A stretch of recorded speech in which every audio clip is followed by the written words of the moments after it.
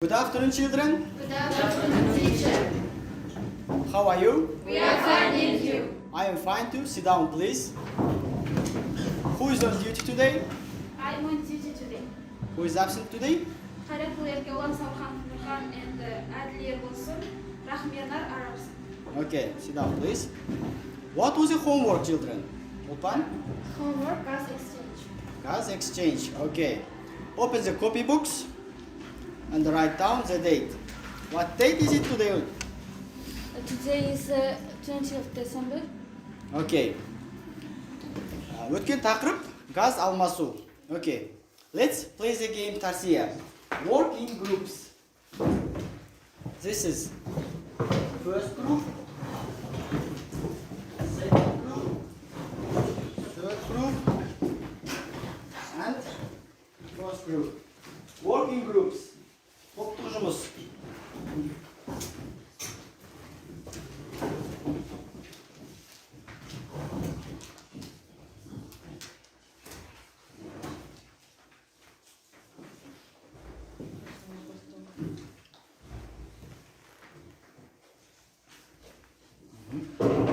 Close the books.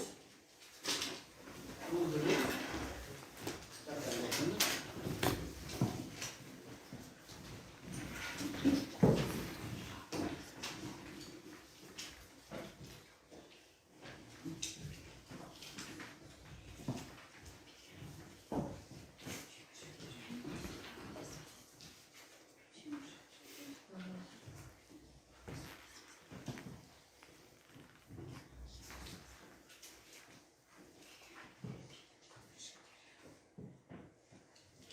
You are given 10 minutes.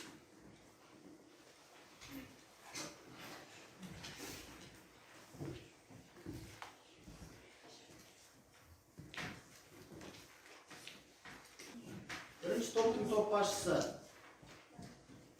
Ұлпан, екінші топ Дидар, үшінші топ Анел, төртінші топ Балнұр. Тақтада көрсетілген дескриптор арқылы бағалау жұмыстарын жүргізіп отырамыз топ басшылары.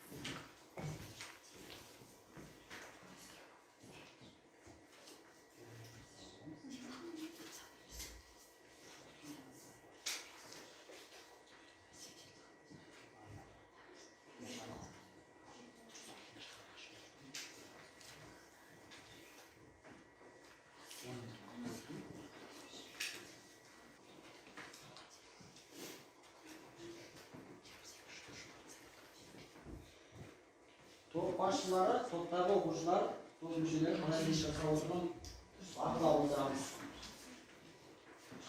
Дескриптор арқылы, тақтада көрсетілген дескриптор арқылы бағалау жұмыстарын жүргізіп отырамыз.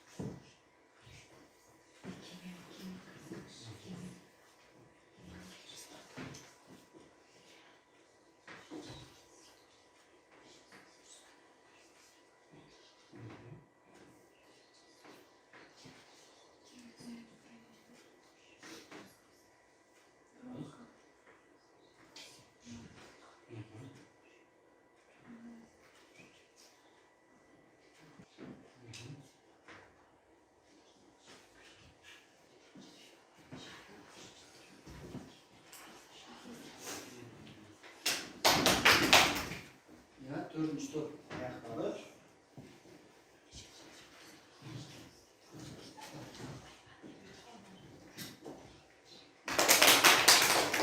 Бірінші топ, екінші топ, үшінші топ қалды. Жақсы. 4 топты аяқтап болды. Енді бірінші топтан бастайық. Бірінші топ. Оқимыз. Yeah. First group. Louder, please. Қаттырақ. Ауа шаң мен тозаң микроқалалардың тынысалу мүшесі. Next. Арай, next.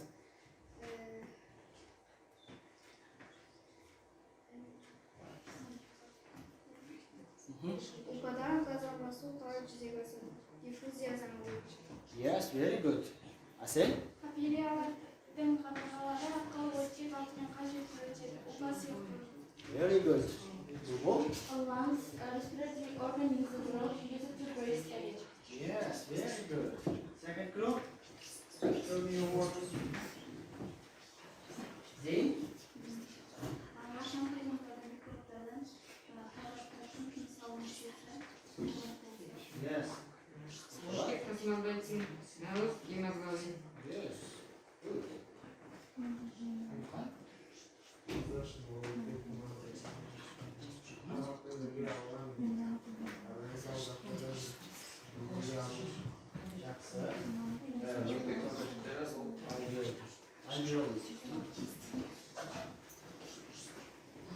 Second group. Third group. Third. Тамақпен бірге алған органикалық заттарды энергия алу үшін ағза бұл ағза үшін өте маңызды. Yeah. Алжан? Өкпе, көпшікпе. Жасуша аралық сұйықтық қана мүшелерде делдалмайды, капилляр көп торланған жерлерде. Оттек тасымалдаушылар өз гемоглобин. Very well. First group. 16-шы бронхит деп аталады. Оттек тасымалдайтындар өз гемоглобин. Капиллярлар көп торланған жерде жасушааралық сұйықтық қандай мүшесі делдал болмайды. Ауа жылытқышы арқылы қайда өтеді? Күрек өтеді. Yes. Good. Капилларлардың қабырғалары арқылы оттек алдымен қай жерге өтеді? Упа сұйықтығына. Yes, very good. What is it? Gas exchange. Gas exchange.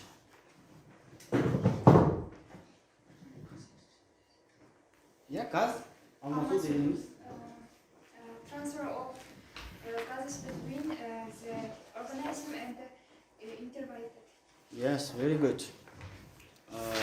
What is it? Lungs. Didar, please. Lungs, respiratory organ in the thorax, used to breathe air. Yes. What is it? Alveoli. Өкпе көпіршіктері. Alveoli, tiny air sacs within the lungs where the exchange of oxygen and carbon dioxide takes place. Yes, good. Жақсы балалар. Бүгінгі үйге берілген тақырып бойынша өте жақсы жұмыс жасағансыңдар. Ол көрініп тұр. Яғни тарсия жұмыстарынан байқауымызға болады. Енді осы жұмысты топ басшыларының бағалауын естісек. Ұлпан, тобында? Мен бірінші топта сізге 7 балл беретін едім. Себебі ол өкпеде және отпадағы механизмдер салыстырмалы түрде сипаттағанда кішкене қателіктер жіберді. Жақсы. Арайға ше. Ұлпан, арайға. Арайға мен 6 балл беретін едім. Себебі ол терминдерді ағылшын тілінде дұрыс табылмады, кішкене қателіктер жіберді. Жақсы. Дидар? Мен өз тобымдағы Сәкен Лобекбаққа 7 балл қоямын. Себебі ол адамдағы тыныс алу мүшелерін табуда қателіктер жіберді. Ал Алиханға мен 6 балл қоятын едім. Себебі ол ағылшын тіліндегі терминдерді табылмады. Жақсы. Good. Анел? Мен біздің топта Бауыржанға 7 балл қоямын, себебі ол терминдерді ағылшын тілінде көбін дұрыс таба алмады, ал Мирге Жақында Бауыржан қай критерий бойынша жақсы жұмыс жасады? ол адамның тыныс алу мүшелерін анықтай алды. Өте жақсы көрсетті, иә? Мейір. Мейірге 8 балл қоямын. Себебі ол өкпедегі және ұлпадағы газ алмасу механизмін сипаттауда көптеген қателіктер жіберді. Жақсы. Аялы? Аялыға да 8 балл қоямын. Ол терминдерді ағылшын тілінде көбін дұрыс таба алмады. Ал жеткен жетістігі қандай? Осы критерийлердің ішінде. Өкпедегі және ұлпадағы механизмдерді салыстырмалы түрде сипаттай алды. Жақсы сипаттай алды, жақсы. First group. Мен өзімнің тобымдағы алла 10 балл қояр едім, өйткені ол бұл жерде барлық қамтылған критериялардың барлығын 100% орындап шықты деп айта аламын. Өзімнің тобымдағы Алинұрға 9 балл қояр едім, өйткені ол ағылшынша терминдерді дұрыс таба алды және айта алды, адамның тыныс алу мүшелерін білді. Кім? Мен Юлдосқа 7 деген баға қоямын, өйткені ол өкпедегі және ұлпадағы механизмдерді салыстырмалы түрде. Ал өз-өзіңді бағаласаң? Мен өз-өзіме 8 деген балл қояр едім, өйткені адамның тыныс алу мүшелерінде шатастым. Қызметімен байланыс кезінде шатасып кеттің, иә? Жақсы. Good. Before I want you to answer the question. Before we start, I want you to answer the question and think about what the topic our lesson is. Put your hand on your chest. Put your hand on your chest. Breathe slowly. Breathe slowly. Why is your hand or your chest moving? Why is your hand or your chest moving? Yeah? Қолдарың көтерілді. Кеуделеріңді көтерілді. Яғни бүгінгі тақырып қандай деп ойлайсыңдар? Тыныс шығару. Yes, very good. Today's lesson is breathing. Breathing. After today's lesson, we will understand mechanisms of breathing. Now, let's work with new terminology. Repeat after me.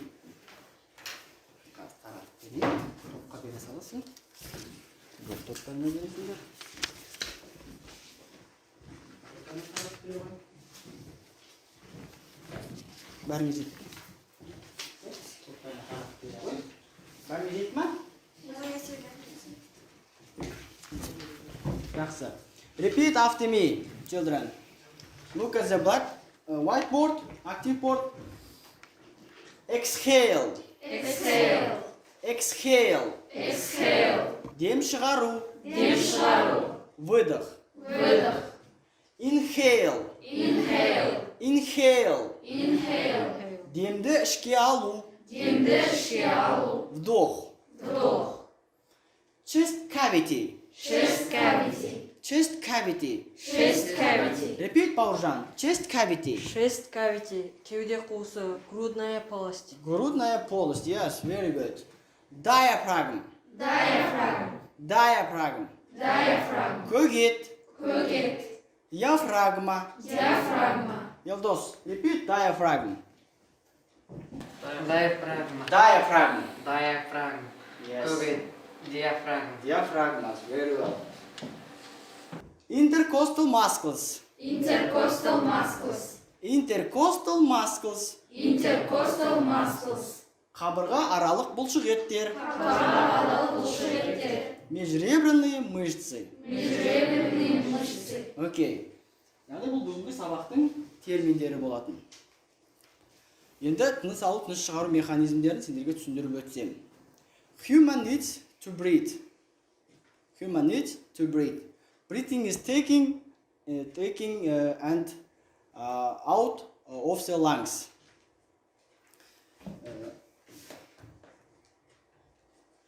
Breathing mechanism is a process of inhalation and exhalation. Taking air in out is called. Taking air in is out. Taking air in is called inhalation. Inhalation. Inhale. Yani demді ішке алу. Taking the air out is called exhalation. Exhale. Yani demді сыртқа шығару. Two types of muscles work group during breathing. Intercostal muscles and diaphragm. Diaphragm dome-shaped muscles which helps respiration by separating thoracic and abdominal cavities. Intercostal muscles, muscles groups that are located between the ribs. Яғни бұл жерде біз тыныс алу механизмін жасаған кездегі қатысатын бұлшық еттердің екі түрін көруімізге болады. Бұл біріншіден қабырға аралық бұлшық еттер және диафрагма, яғни қазақша айтатын болсақ, көгет. Біз тыныс алған уақытта қабырға аралық бұлшық еттердің нәтижесінде кеуде қуысымыз үлкейеді, ұлғаяды. Соның нәтижесінде өкпенің де көлемі ұлғаяды. Көгетіміз төменге қарай тартылады. Нәтижесінде өкпедегі қысым төмендейді. Сол төмендеген қысымға байланысты біз дем алу процесін, дем алу механизмін, яғни тыныс алу механизмін жүзеге асырады екенбіз. Енді қабырғаралық бұлшық еттер төмен түскен кезде, көгет күмбезденген кезде өкпенің көлемі сәйкесінше кішірейеді, ішіндегі қысым артады, дұрыс айтасыңдар, артады, нәтижесінде демді сыртқа шығарып отырамыз. Яғни біздің тыныс алу және тыныс шығару механизмдеріміз осылай жүзеге асып отыратындығын байқап отырады екенбіз. Яғни бұл жерде тыныс алу және тыныс шығару механизмдеріне бұл газ алмасуды жүзеге асыратын ең маңызды екі бұлшық етпен таныстық. Олар бізде күмбез тәрізді диафрагма және қабырға аралық бұлшық еттердің нәтижесінде біз тыныс алу және тыныс шығару механизмдерін жүзеге асырады екенбіз. Енді тыныс алу және тыныс шығару механизмдері ол жалпы бізде нақты газ алмасу қай жерде жүзеге асатын еді? Өкпенің қай жерінде? Иә, дұрыс айтасың. Альвеолы, иә, өкпе көпіршіктерінде газ алмасу процесі жүзеге асып отырады. Яғни біздің газ алмасу, демді ішке алу және демді сыртқа шығару механизмдері арқылы жүзеге асып отыратындығын білдік. Жаңа сабақтың материалы түсінікті болды ма? Сұрақтарың бар ма маған? Сұрақ болмайтын болса, now let's move on activity. Яғни осы жаңа тақырыпқа байланысты біз жұмыс жасайтын боламыз. Make a model of lung with plastic bottle and balloon. Яғни кітаптарыңдағы activity бөліміне көшіп қараймыз. 71-ші бет. Бұл жерден make a model of lung with plastic bottle and balloon. Пластик бөтелкені және де шарды пайдалана отырып make a model lung. Яғни өкпенің моделін жасаймыз. Жақсы, иә, керек заттарымызды аламыз. Working groups.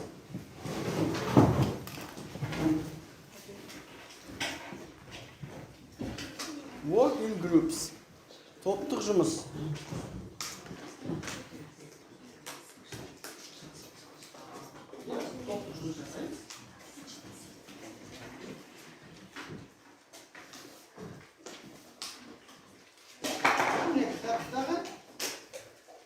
The books. On page 17 first.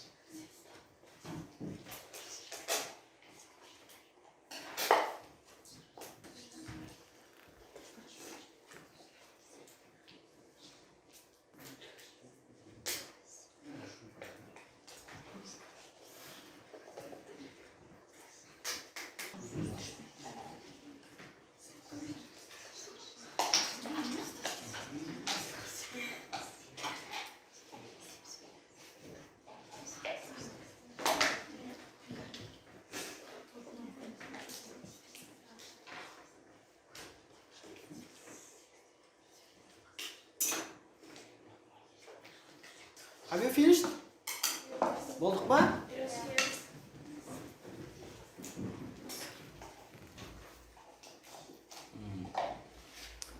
Alright, show me your model.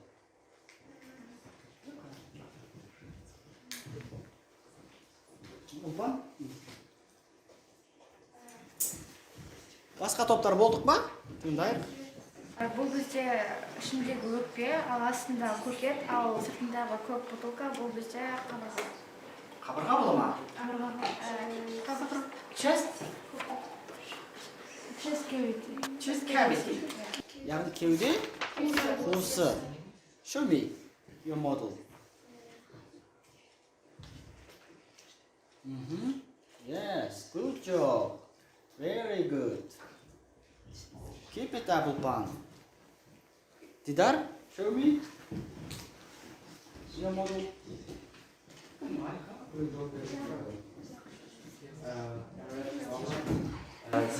This is one. Quiet, please.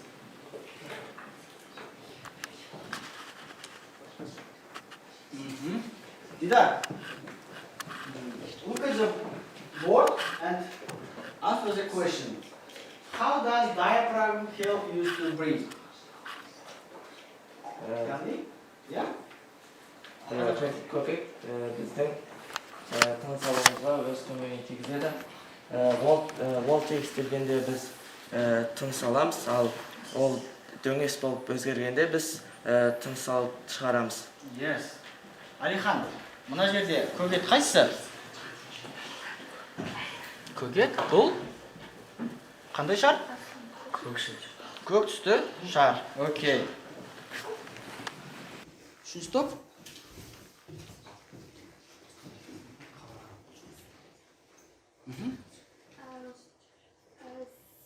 Бұл көкет, ал қызыл өкпе.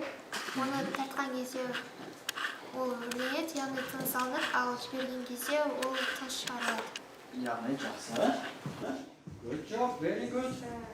This is chest cavity. This is Diaphragm. diaphragm. Good job. Yes, very good. Good job, first group. Бірінші, екінші, үшінші сұраққа жауап берейік 71-ші бетте. Answer the question. Бірінші сұрақ. First question. Кім жауап береді? Алинур? We do start to breathing faster during physical activities. Себебі жүректің соғысы Сұрақ қандай дейді? сұрақ жүгірген кезде неге тез жиі дем аламыз. Себебі жүгірген кезде жүректің соғысы жиілейді және оттек тез тасымалданады. Сол себепті. Сол себепті тез дем аламыз. Жақсы. Екінші сұрақ. Бұлбұл? Using plastic bottle and model describe what happens when we inhale. Бұл яғни сұрақта өкпеде тыныс алу моделін жасағандарыңды қайтадан түсіндіріп өтіңдер дейді. Бұл бізде тыныс алу моделі, яғни бұл жерде қызыл шар бізде өкпе, ал көк шар көкет. Ал сыртындағы пластик бөтелке бұл кеуде қуысы. Көк шарды астыға қарай тартқан кезде шарымыз үрленеді де, яғни тыныс аламыз. Ал ішке кіргізген кезде тынысымызды шығарамыз. Өкпе көлемі? Өкпе көлемі кішірейеді. Жақсы, very good, very well. Үшінші сұрақ. Мейір? What is the percent of oxygen and the carbon dioxide in the inhaled air? Is if different from the exhaled air? Біз тыныс алған кезде қанша пайыз көмірқышқыл газын сіңіреміз және тыныс шығарған кезде қанша пайыз көмірқышқыл газын шығарамыз.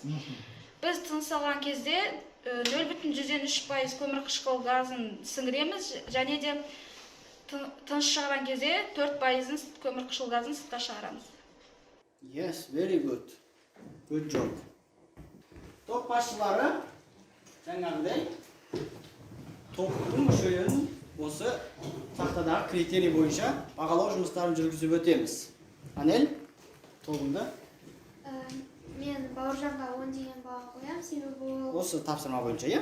осы тапсырма бойынша 10 деген баға қоямын. Себебі көкеттің тыныс алуда рөліне қатысты модель жасауда ол белсенділік танытты. Жақсы. Бірінші топ. Мен бұл бірінші топта бұлға 10 деген балл беремін. Себебі ол бүгін сабақта тыныс алу және тыныс шығару механизмін жақсы түсіндірді. Жақсы. Дидар. Мен Зейінді бағалаймыз? мен зейінді 10 балға бағалаймын. Себебі ол көмектің тыныс алудағы рөлде модель жасағанда жақсы жұмыс жасады. Жақсы жұмыс жасады. Окей. Good job. Енді сөздігімізді қайталап өтейік. Мен сендерге сұрақ қоям. Сендер ағылшыншасын айтасыңдар. Inhale. Дем шығару. Exhale. Демді шығару. Қабырға аралық бұлшық ет. Intercostal muscles. Алуа. Көгет. Diaphragm. Бекболат. Тыныс алу. Inhale. Inhalation, yeah? Тыныс алу процесін. Inhalation. Okay. Good job. For the next lesson, read the paragraph on page 17 and 71st and do the research time. Now, I want you to take stickers and post your tweets about today's lesson. Бүгінгі сабаққа кері байланыс ретінде өз пікірлеріңді міне Twitter деген әдіс бойынша кері байланыс жасап берсеңдер. Топтарға беріп. Топқа беріп.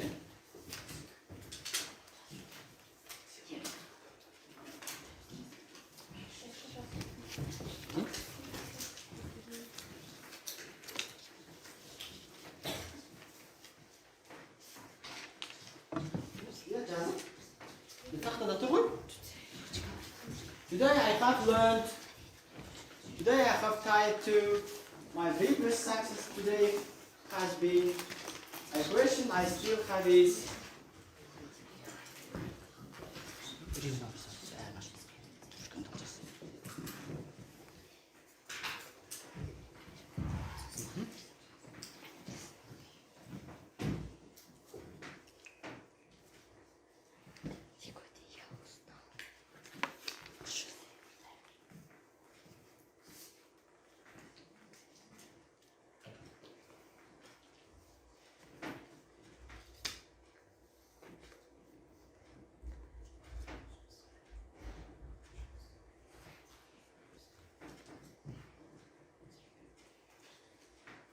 жазып болғандарымыз тақтаға әкеп жабыстырамыз.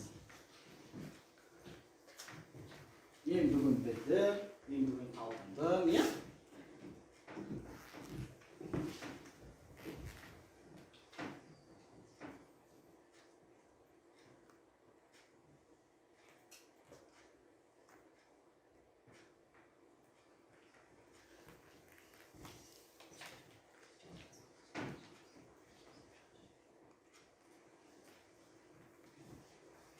Жақсы, болдық. Әлемдер оқи қой. Мен бүгін адамның тыныс алу механизмі жайлы түсіндім. Тек жабыстыра қой. Жабыстыр. Жабыстыру керек қой, тақай жабыстырып қою керек. Сен мен теория ұздап өтмей. Балалар. Сегодня я попыталась сделать Модель легкого, да?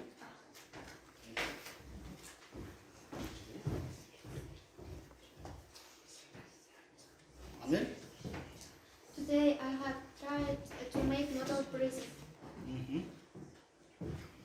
Алло. Вопрос, который у меня до сих пор есть. Қандай сұрағың бар? Қандай сұрағың бар енді сонда? Жақсы болсын.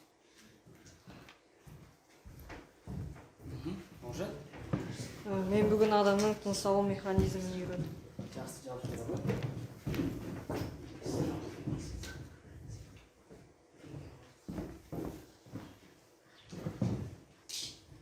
Ulfan? Today I have learned breathing mechanism.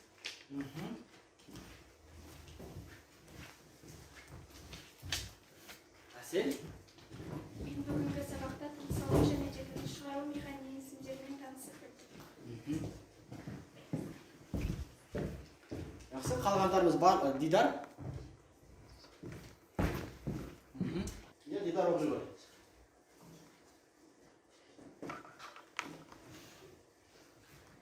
Today I have learned respiration and separation.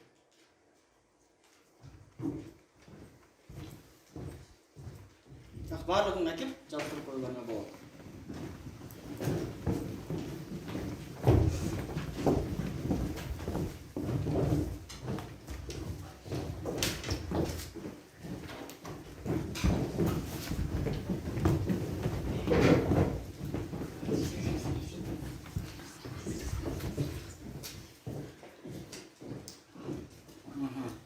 Okay. You have worked very well today. Балалар, бүгін өте жақсы жұмыс жасадыңдар. Үйге тапсырманы жазып алдық қой? Okay, thank you. The lesson is over. Thank you.